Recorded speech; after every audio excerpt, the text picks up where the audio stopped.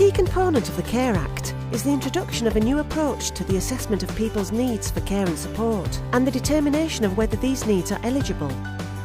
In this film, social care practitioners talk about how their working practice will change as a result of the assessment and eligibility framework. First, they identify what is most significant to them. The concept of wellbeing, which I think is a much wider concept than previous eligibility frameworks that just focused on independence. So I think that's a significant shift. It's thinking about the transparency as well, and making sure that the person we're supporting is aware of how we're supporting them, and what we're doing in order to help them develop a greater understanding of their strengths and their needs. I think it's about educating both the communities, the individuals within the community that we go to see, and also us as practitioners, because we've got to learn to take a step back and not feeling like we've got all the answers. Their discussion covers the framework, its key principles, impact and challenges.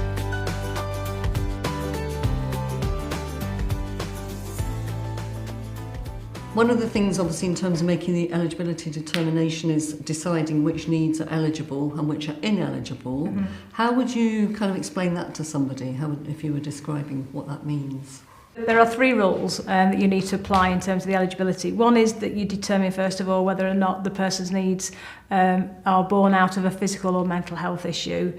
The second is that they meet 2 of the eligibility regulations or outcomes, and 2 or more. And the third is that those outcomes have a significant impact on their well-being. We've talked about, obviously, the 3 conditions that will help you decide if needs are eligible. Why is ineligible important then? What's the relevance of that?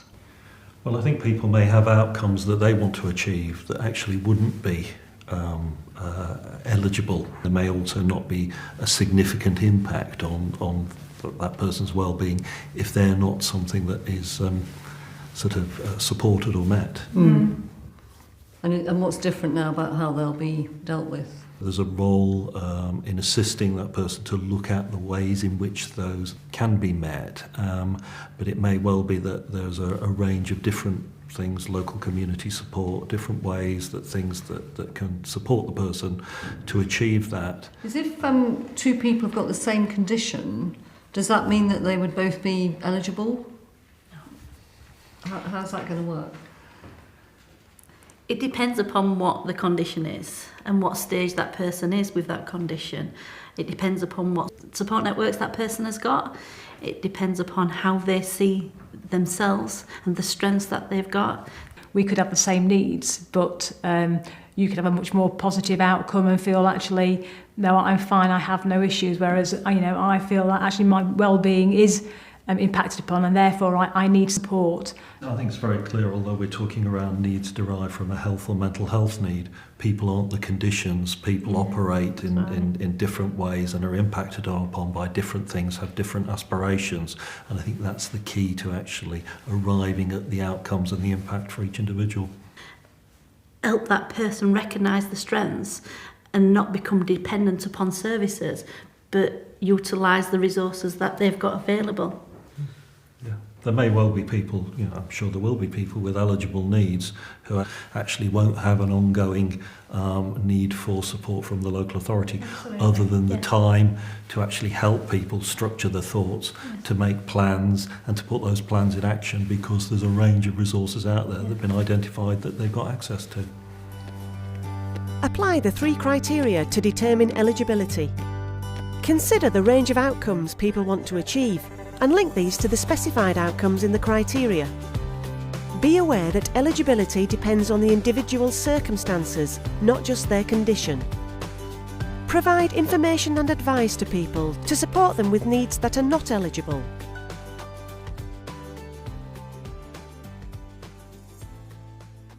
How are you going to approach making the eligibility determination itself? We need to take a look at our approach when we're actually with a person in their home, and how we create a conversation from them to draw upon the information they can provide to us, so we can have an holistic view of what their needs are and to meet the eligibility criteria. the discussion is led by the person themselves to start with. That's your starting point always, in terms of what the person's telling you about the life, what the person is saying they want to achieve, the outcomes. It's about it being, sort of at the right pace, making sure that where possible that they're leading and you're getting the right quality of information, and they feel equally that they're being sort of listened to, there's an engagement, and they can control that pace. Conversation should be led by the individual, so they feel their needs are heard. High quality information ensures that a holistic view of the individual is gathered. This gives the practitioner confidence in making an evidence-based eligibility determination.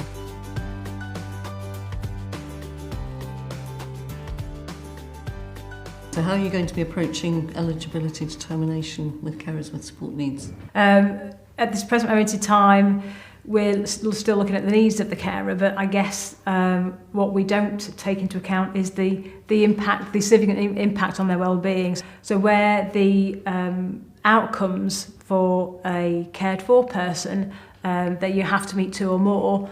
With a carer, it's whether or not they meet any of the outcomes as stipulated in the eligibility regulation. So that puts their assessment, if you like, on par with the cared for person. So it's much more. The principles are the same. The principles are the same. It's much more on an equal footing.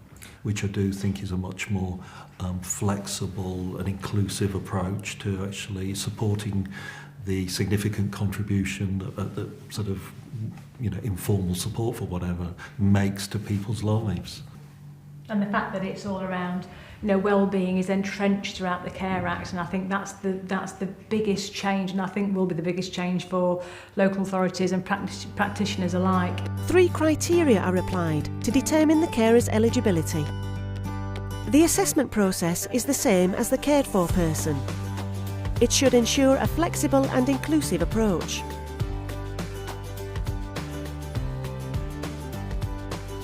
You've done the assessment, you've totted it all up and made your eligibility determination. What happens about telling people? What will you be doing then? They have to be provided with a copy of their assessment. It gives a clear definition of how we've followed the processes through, and the information they've provided to us has helped us identify the outcome. It's about having a robust set of information the person recognises does seem to fit with their life, the needs and the outcomes that they want to achieve. And I think if we can do that clarity, we've nothing to fear, because we're actually providing people with something that is a reasoned document that people are able to understand, be supported to understand, and will far more readily accept than some obscure process that is done to you. A copy of the assessment and the eligibility determination should be provided that contains clear and evidenced information. It should also demonstrate a shared understanding of the outcomes the individual wants to achieve.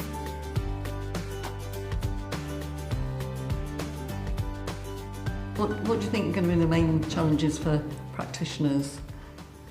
I think one of the challenges is going to be around the time it takes. I think it's, we're talking about a significant shift in the way that we do things. It's about giving people themselves more time to shape their thoughts about their feelings, their situation, to give people time to listen, feedback, arrive at a consensus, and that may take more than one visit. But one of the things about that is I think we felt that the more investment up front, the better quality information, the better outcomes that are identified, the payoff is further down the line that people are having less involvement from local authorities in their lives because they've been supported to take greater responsibility for themselves and how those outcomes are met. So it's about having that upfront investment to manage the change.